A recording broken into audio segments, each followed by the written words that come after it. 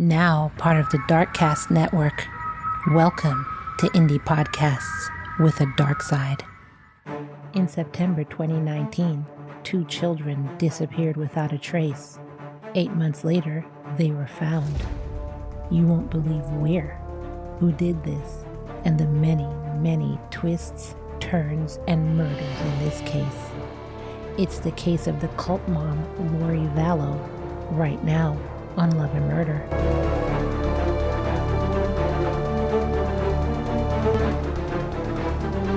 Welcome, lambs. Welcome to a new episode of Love and Murder, your weekly true crime podcast telling you cases of heartbreak that turn to homicide. I am your host, Kai, and in today's episode, we're discussing a case of disappearances, murders, twists, murders, turns, murders, and more murders. Before we begin, I just want to say thank you to my lambs in Patreon for being a sponsor of Love and Murder, patreon.com/Love and Murder. Be sure to subscribe to Love and Murder right now while you're listening so you don't miss a case.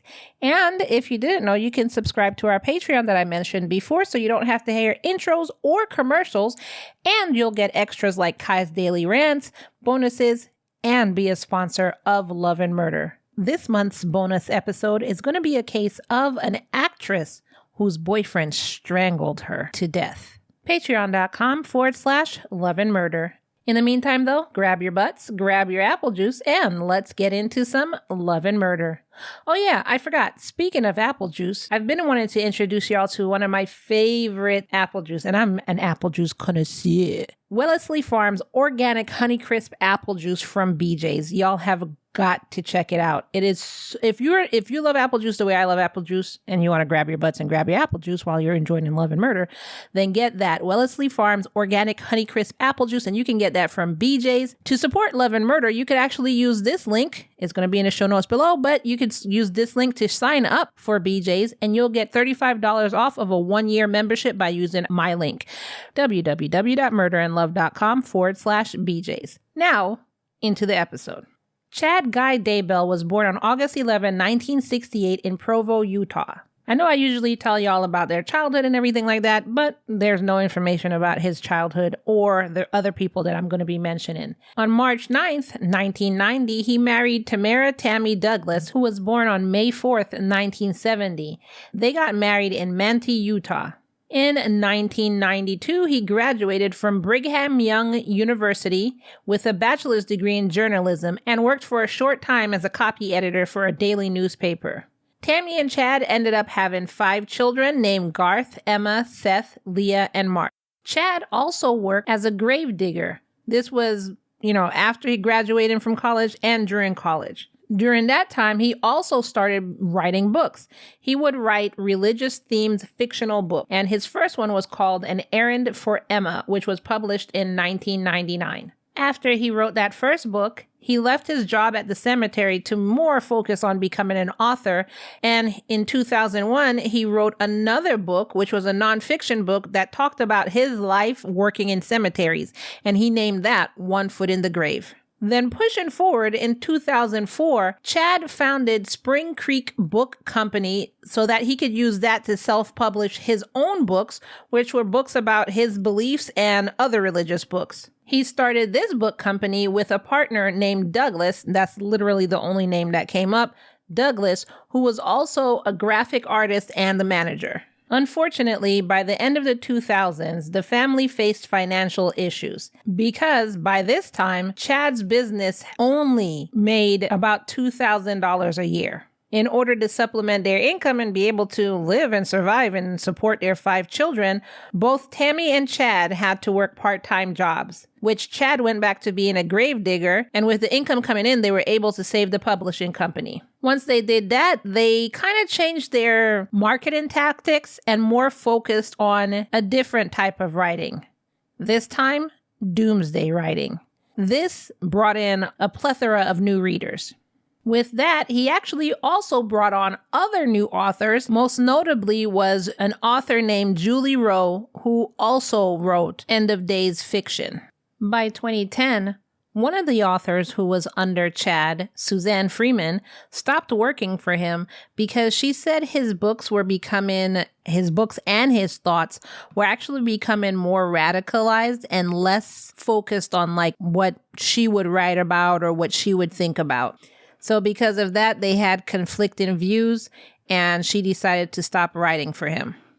So what his beliefs were becoming was that he was talking about the apocalypse, but he was getting more and more dangerous with the rhetoric he was putting out. Now in 2015, Chad decided to move to Rexburg, Idaho, not for any real reason, but because he said he heard a voice telling him to move there. So he picked up his family, his 5 kids and his wife, and he moved there in June of 2015.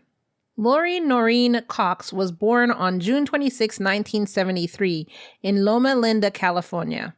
At the age of 19 in 1992, she married her high school boyfriend named Nelson Yanes. However, that marriage didn't last very long, and shortly thereafter, they got a divorce. 3 years later, in 1995, Lori once again married somebody, William Lagioia. I don't know how to say this name. Lagioia? Lagioia. In this marriage, a year after they were married, her and William had a son named Kobe, and then they got divorced in 1998. So that marriage didn't last long either. Then in 2001, Lori married again, so this is for the 3rd time, a man named Joseph Anthony Ryan Jr. Joseph loved Lori and her son Kobe and decided to legally adopt Kobe. They then had their own daughter named Tylee, who was born in 2002. However, once again, that marriage didn't last long and they got divorced in 2005. In February of 2006, Lori got married again. Wow, this woman is just finding love back to back to back to back. She married a man named Leland Anthony Vallow, who went by the name Charles. Where did Charles come from?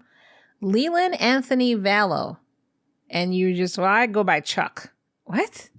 Anyways, so they got married in Las Vegas. Charles had 2 sons from a previous marriage. And remember, Lori has 2 children. She has a daughter and a son right now. So they became a blended family.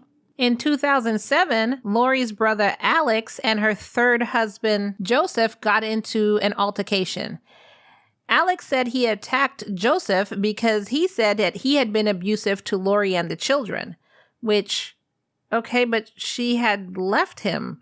When did they divorce? 2005? Like 2 years ago? She's remarried now. So why is it now you want to attack him and say, hey, you were abusive to my sister? Anyway, he went to jail for the incident.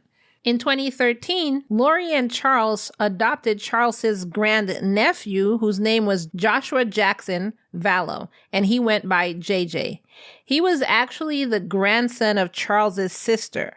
It doesn't say why they adopted him, like did she die or what happened? It doesn't say why they adopted him, but he went ahead and adopted him. So now they have 5 children. Everyone said Lori was really, really patient with JJ and a really good mother to him.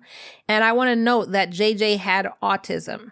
So there's different spectrums of autism. It doesn't really explain what spectrum he was on. Did he have severe autism or just very light autism? It just says that he was autistic. In late 2014, the family then moved to Kauai, Hawaii. I wonder why they just decided to move there. It doesn't give any reason or anything. They just decided to move to Hawaii. Maybe they're just tired of the cold? Not really, because right now they're in Las Vegas. Maybe they're tired of the desert? I don't know. Either way, they just moved. In 2015, Lori found an author that she really liked, and his name was Chad Daybell. She really liked his Doomsday series and started becoming an avid reader and a really huge fan of his. In 2016, the family then moved back to Arizona. So I guess they got tired of island life and moved back to the desert. So they're back in Arizona now. And in 2017, people started noticing that Lori's relationship with her children had started to change. Then in 2018, Lori's 3rd husband, Joseph, was later found dead in his apartment from a heart attack. Because Lori was listed as his next of kin, she was notified. However, nobody told his family until 5 weeks later because no one had claimed a body by that time. I guess she figured, this is my ex, why are you telling me? But I mean, she could have had the common decency to at least call his family and let them know.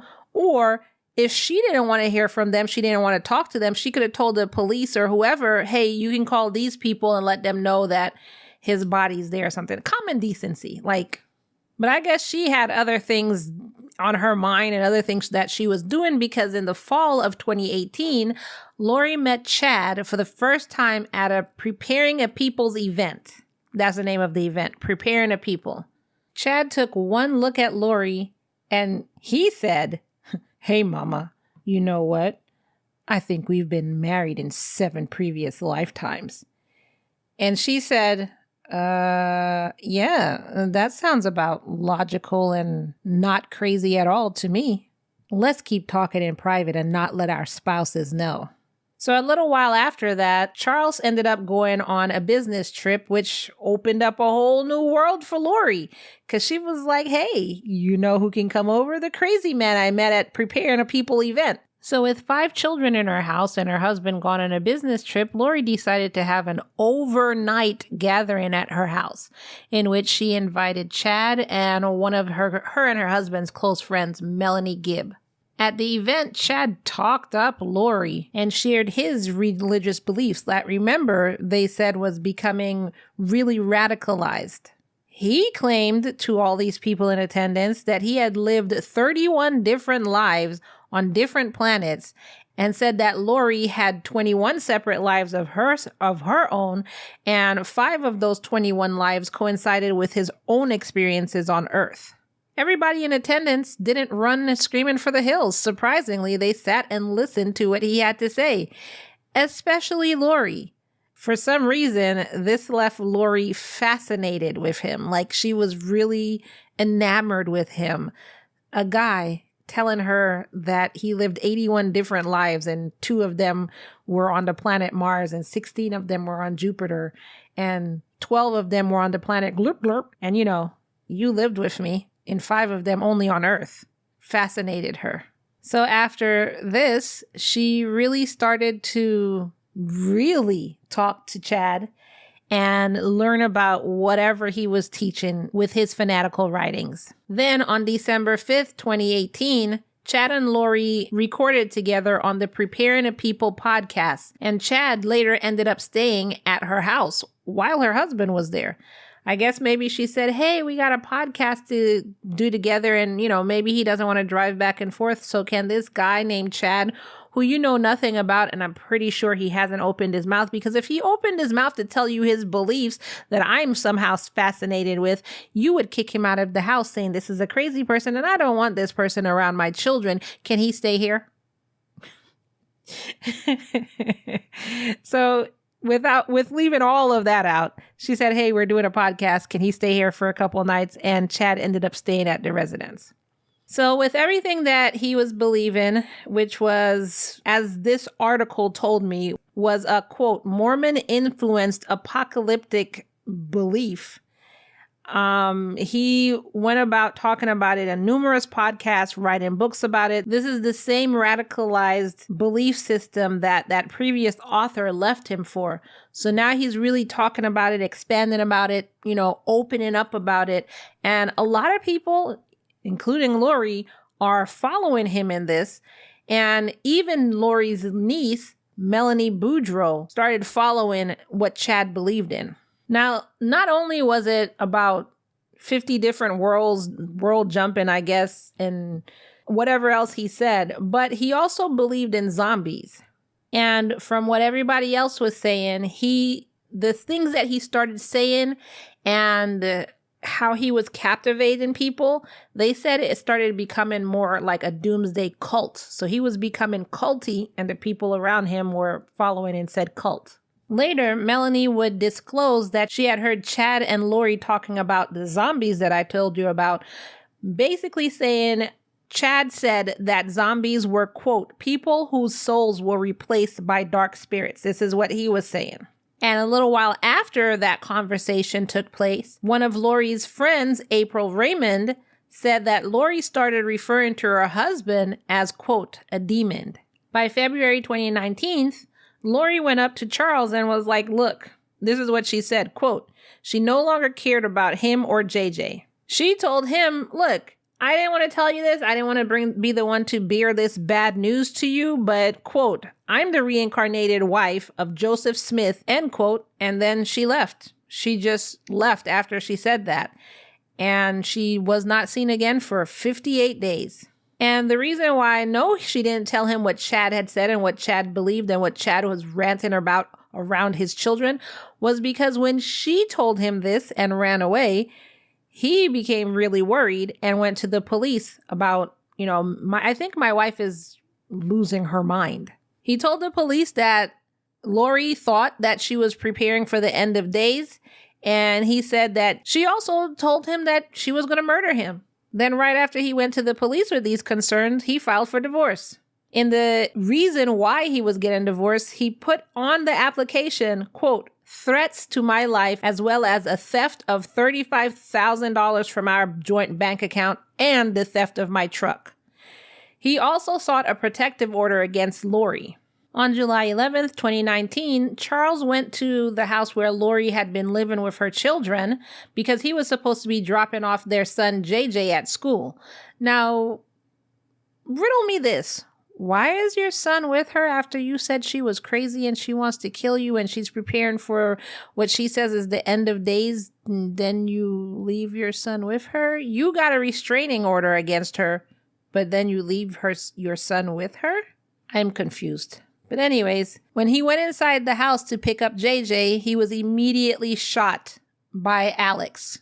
Alex said, look, I did this out of self-defense and defense of my sister because I confronted him about abusing my sister, and Charles, from out of nowhere, pulled a bat out of his butthole and started beating me with it. So I went and got the gun. All the while he's beating me, I went and then got the gun and then shot him to defend myself. That sounds like it makes sense, right? Yeah? Okay, I'm sticking with that story. And when police questioned the witnesses, who were Lori and Tylee, they said, yeah, we heard the shooting, and yeah, that's what happened. So police said, well, open and shut case, Johnson. That completely made sense to us. We have the witnesses here. No holes in the story. We're done here. Want to go grab a burger over at Barney's?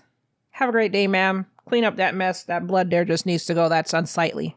I mean, how did they just let that go? Like, the story didn't even make sense. Anyways, the reason why Charles had JJ over at Lori's house was because of his autism. He felt that JJ needed a consistent routine and he didn't want to break that routine. So that's why he still had him with Lori.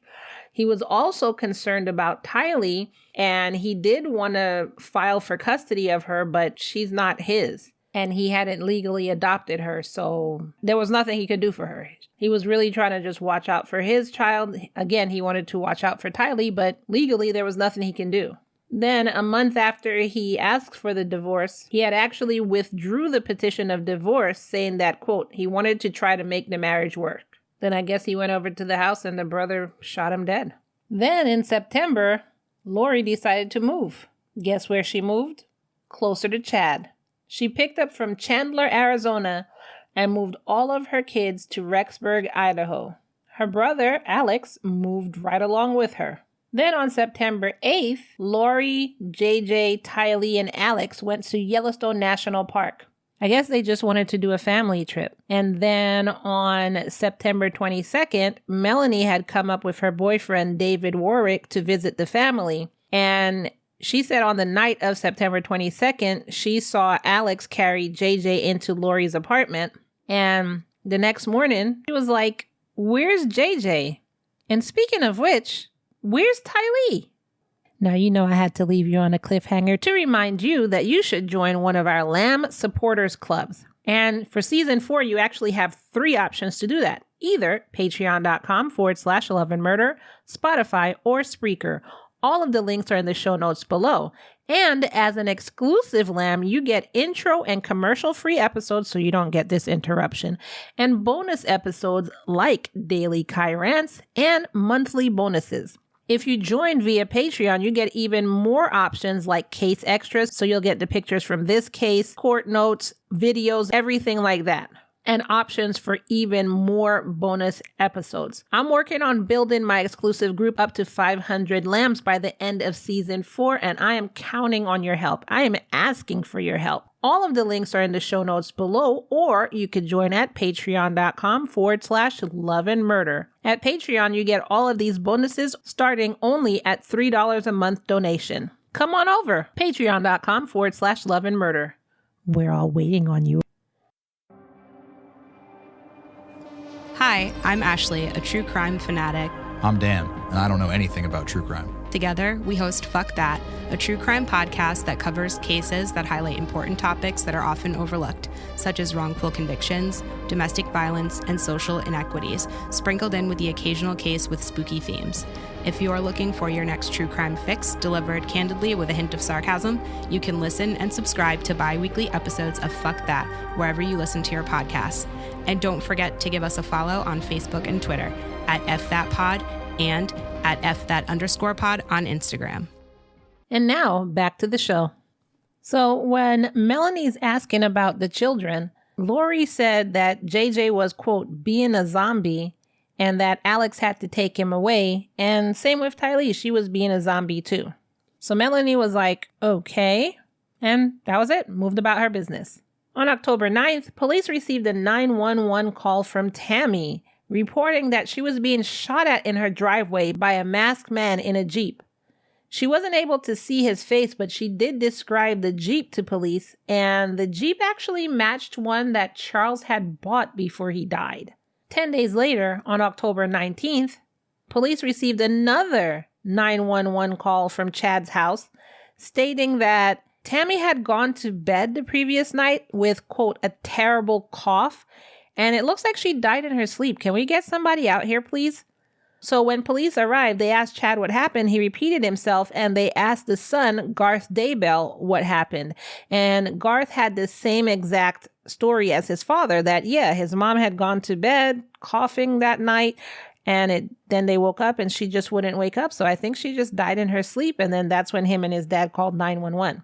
So police said she died of natural causes, and her body was not autopsied because Chad said that was against his beliefs, so the coroner had to accept that and couldn't autopsy her. About 2 weeks later, on November 5th, Lori and Chad got married on a beach in Hawaii. While they were in Hawaii, they were in a gated community, and for that time period, I guess while they were on their honeymoon, they lived off of Chad's life insurance money from Tammy. Later on in that month, JJ's grandmother, which was Charles's sister, Kay Vallow Woodcock, called police for a welfare check because she said she hadn't heard from JJ in months. So on November 26th, police went over to Lori's townhouse in Rexburg and did a welfare check on JJ. When they asked Lori where JJ was, she said that he was at a family friend's house in Arizona. And that family friend's name is Melanie Gibb. But when police called Melanie and asked where JJ was, she said, I haven't seen JJ for months. That night, a neighbor saw Lori and Alex packing a truck outside of her house. And the next day, police and FBI arrived to search the house. And nobody was there. It was completely abandoned. Chad's house was also searched by investigators. Later on, Melanie called police back and confessed to them that Lori and Chad had called her before the police initially called her and asked her to lie and say that JJ was with her, but she had absolutely refused to do that. So when police were trying to find JJ, they actually got another surprise. That's when they found out Tylee was missing as well. So on December 21st, they actually put out a bulletin saying 2 children were missing, Tylee and JJ. Also in December, police decided to exhume and examine Tammy's body. Due to extenuating circumstances, they weren't going to take Chad's word for it anymore. So while that's happening, from December to January, investigators really ramped up searching for these 2 children. They also looked into Tammy's death, and they also tried to find where Chad and Lori had disappeared to. While all this is going on, JJ's grandparents and everybody are just pleading with Chad and Lori to return the children. They even offered them $20,000 in reward to bring the children back. When investigators finally found Chad and Lori, guess where they were? They were in Hawaii, back in that house that they were staying in for their honeymoon. I guess they bought it. So they were in a gated community in Hawaii, living off of Tammy's money. They hired a lawyer, and the lawyer issued statements saying that, quote, Chad Daybell was a loving husband and he has the support of his children in this matter. And Lori was a devoted mother who resents assertions to the contrary. The lawyer also said, quote, addressing the allegations once they have moved beyond speculation and rumor. So basically he's saying that these are all lies. You're speculating and you're tarnishing this woman and this man's name. In the same month, shockingly, Alex died in Arizona, and it was determined that he died of natural causes as well. Finally, authorities found a storage locker in Rexburg that had been rented by Lori in October 2019. In that locker, once they got it open, they discovered belongings of Tylee's and JJ's, which included clothes, bikes, and pictures, which were items that had been left behind when Lori just left Rexburg. So basically, she packed up her stuff. Remember, it was her and her brother who packed up everything. She packed up her stuff, left the kids' stuff, and then moved to Hawaii. Police confiscated the surveillance video and saw that Lori and her brother were moving items in and out of the storage locker before she left for Hawaii. On January 25th, Lori was served with an order to produce her children. Give us the children now. After failing to comply, on February 20th, Lori was arrested in Hawaii, and because she faced charges in Madison County, Idaho, she was actually extradited 2 weeks later. The charges she was facing included 2 felony counts of desertion and non-support of dependent children, as well as 3 misdemeanors. When she was arrested in Hawaii, her bail was initially set at $5 million. However, when she was extradited to Ohio, they lowered it to $1 million. In May, she appeared in court to request that her bail be lowered further, and the judge said, fuck no. So she was like, okay, well, I'll just go ahead and pay this $1 million. But none of the local bond companies wanted to work with her. They were like, no, that's okay. My light bill ain't due yet. I don't need your money. But sir, your light is off. I know. I don't need your money. No. Where are your kids, by the way? While you worried about my lights, where are your 2 kids? On March 24th, an NBC News reported that Chad and Lori had become convinced that Tylee and JJ were, quote, possessed and had become, quote, zombies. So all this while, police are trying to get records of, phone locations, GPS, all of that. So they finally got Alex's phone GPS. And it showed that on September 8th, he was at the Yellowstone National Park. And police said this is the last known photo of Tylee. So this is around the time that she disappeared. Then on September 9th, which is the day after Tylee disappeared, they said that Alex's phone GPS placed him at Chad's backyard, which is 2 hours away from where Lori lives. So what's he doing there? He stayed there about 14 minutes and then he left. After he left, Chad texted his wife and said, quote, I spotted a big raccoon along the fence. I hurried and got my gun, and he was still walking along. I got close enough that one shot did the trick. He is now in our pet cemetery. End quote. What? Then on September 23rd, which was the day after, remember, Melanie had seen JJ, so that's basically the last known reported date that anyone had seen JJ. Investigators said that Alex's cell phone showed that once again he was in Chad's backyard, and this time he was there for only 17 minutes. So why is he continuously in Chad's backyard, which is 2 hours away from where he lives? Then they found out that while Lori and Chad were living in Hawaii, they were telling people that Tylee had died in 2017 and that Lori had no other minor children.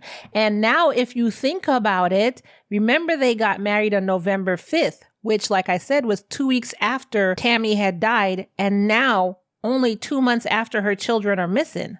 So shouldn't you have been worried about where your children were? And he should have been mourning the death of his wife. Y'all are marrying that soon after?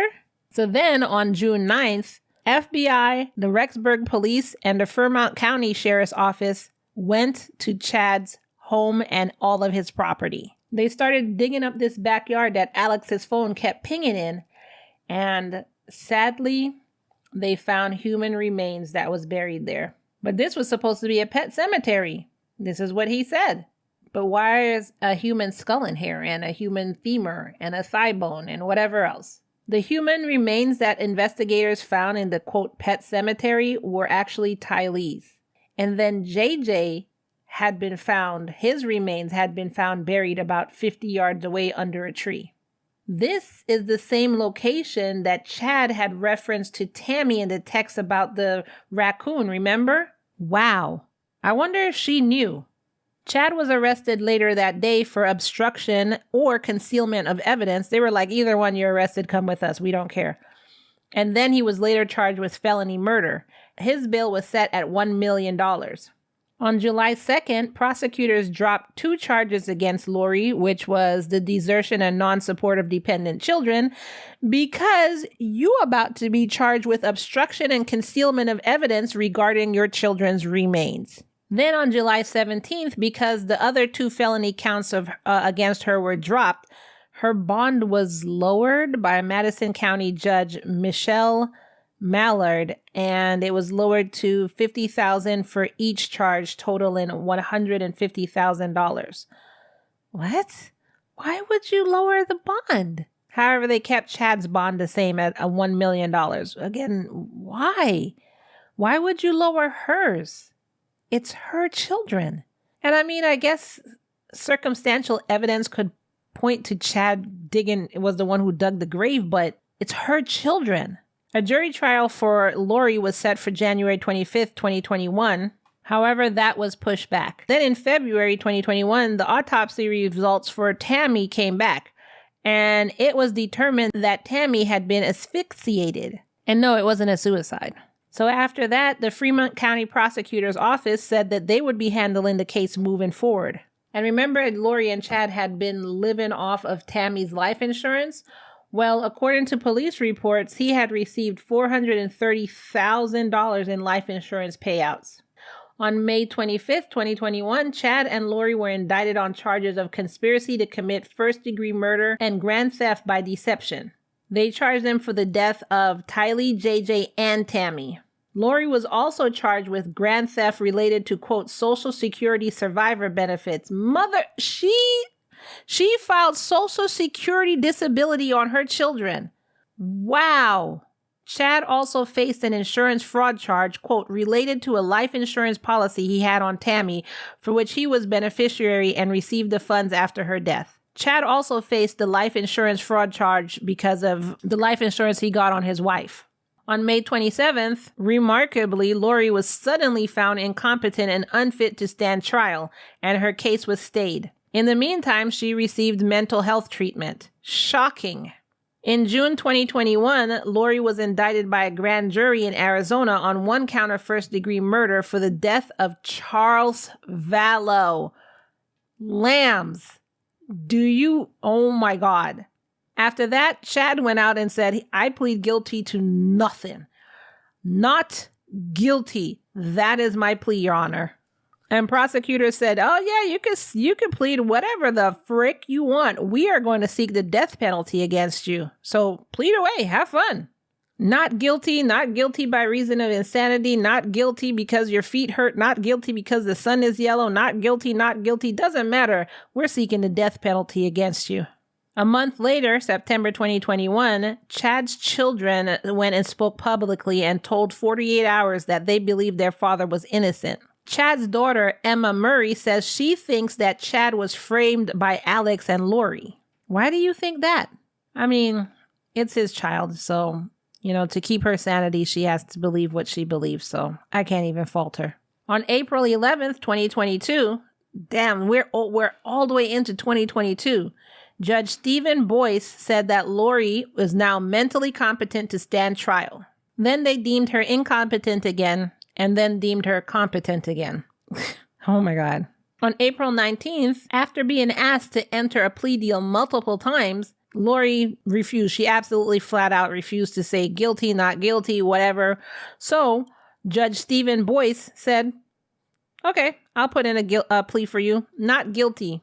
Why wouldn't she plead guilty? Maybe it's a law thing, because I would have said guilty. I guess it makes sense. So he would have to, from a law standpoint, put in the defense for her of not guilty, because now they have to prove that she is guilty. So I guess, personally, me as a judge, I would have been like, guilty. Then we'll prove that you're not guilty. I wouldn't do that. Also in August, Lori's attorney asked the judge to send the case back to a grand jury because they said that the conspiracy charges were, quote, oddly constructed and could confuse a jury, end quote. On September 23rd, Judge Stephen Boyce had banned cameras from the courtroom because he said that images could prevent a fair trial. No still cameras, no videos, no nothing in the courtroom, because I don't want this to interfere with the trial. Then on January 7th, 2023, we are into 2023 lambs. Judge Stephen received a request from Lori asking if she could see her husband. And the attorneys wanted them also to be able to speak on the phone to discuss strategies and settlement options. And they also requested that the hearing be delayed until 2024 and that the death penalty be taken off of the table. And the judge said, well, they're not going to meet face to face. Absolutely not. That's the one thing I know he definitely said from that request. On March 2023, it was deemed that 2 trials would be held, which was what Chad's attorneys had asked for. They wanted 2 different trials to be held so that whatever came out of Lori's trial wouldn't intertwine with Chad's verdict. So they scheduled Lori's trial to start on April 3rd, and they didn't give Chad a date when his was going to start. On March 21st, the judge made his ruling and decided to remove the death penalty from Lori's case because of newly instated evidence, which was DNA evidence, but it was too close to the trial for it to be tested and admitted into court. So he decided because of this, he was going to remove the death penalty from Lori's case. And on April 3rd, Lori's trial started. I guess they pushed it back too much, and he had said April 3rd, and April 3rd is when it started. In late March, 1,800 potential jurors had come into the courthouse, and each of them were required to complete a 20-page questionnaire. Then on April 3rd, attorneys began selecting 18 potential jurors, and ultimately it boiled down to 12 jurors and 6 alternates. On April 10th, opening statements were made. And on May 12th, the jury found Lori Vallow guilty in the murder of her 2 children, 16-year-old Tylee and 7-year-old JJ. She was also found guilty of conspiracy to commit murder and the death of Tammy, and she was also found guilty of the Social Security fraud. That didn't take long. That was about a month and 2 days. And they were like, nope, guilty. That's it, guilty. We don't need anything else, guilty. On June 2nd, Judge Stevens set Chad's trial date for April 1st, and he was the one overseeing Lori's case too, so he'll be overseeing Chad's case. That's later on this year that his case is going to go through. So I'll set that to give an update in April. On July 31st, Lori was sentenced to life without parole. She was also given a 10-year sentence for grand theft, as well as ordered to pay more than $50,000, which was a civil penalty for each of the 3 victims and restitution to the families. Quote, you had so many other options. You could have gotten divorced. You could have found someone else to take care of those kids. And as the state was able to prove at trial, you chose the most evil and destructive path possible. This is what Judge Stevens said at her sentences. Quote, you justified all of this by going down a bizarre religious rabbit hole, and clearly you are still down there. In November, Lori was extradited to Arizona to face murder charges there as well. Wow. So she's going to get life on top of life on top of life on top of life. But then again, they could say death penalty.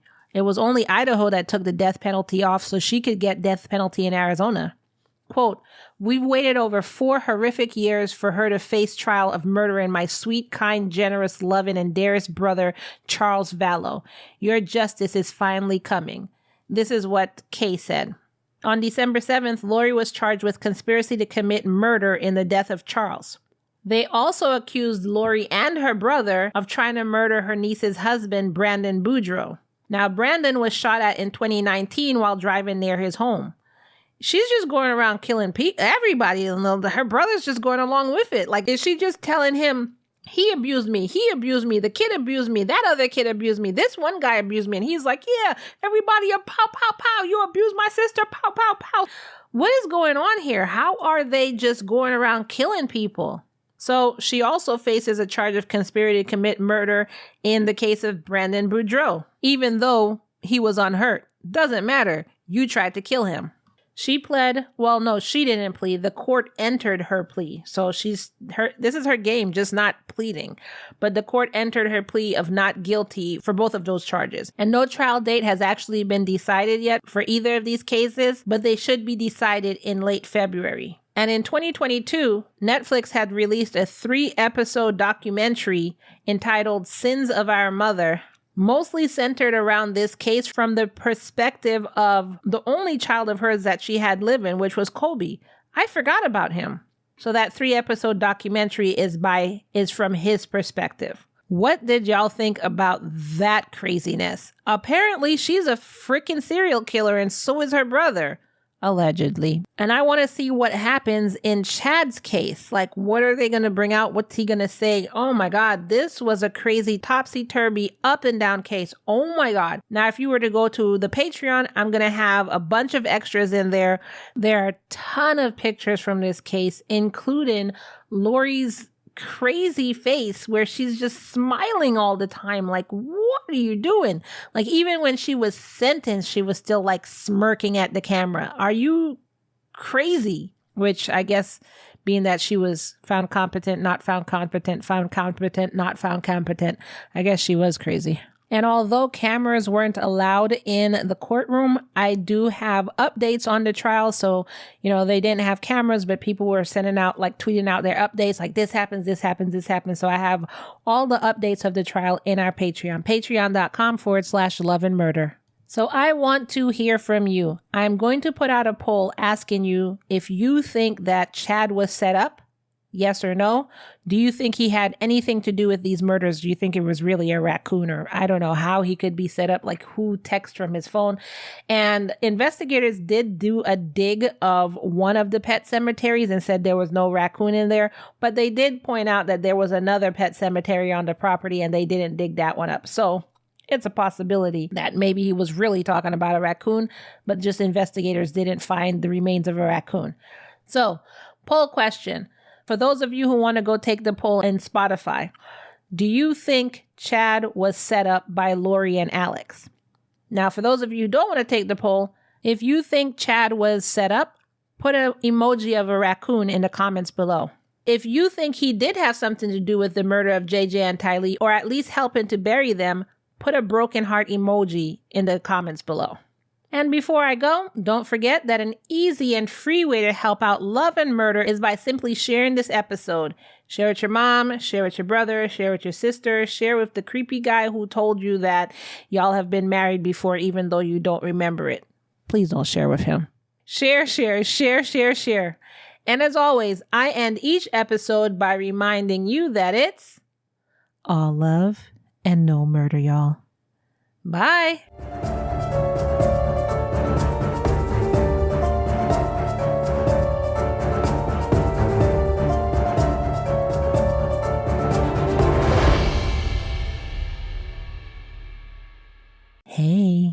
Hey, lamb. Yeah, I didn't forget. Before you go, don't forget to give me a 5-star review on the platform that you're on right now. Just go ahead and hit 5 stars. No, not the 4. No, not the 3. What? Why are you doing this to me? 5. Yeah, right there. 5 stars. Right there. And you can say awesome in the description box. Anything you want to say in the description, that is fine.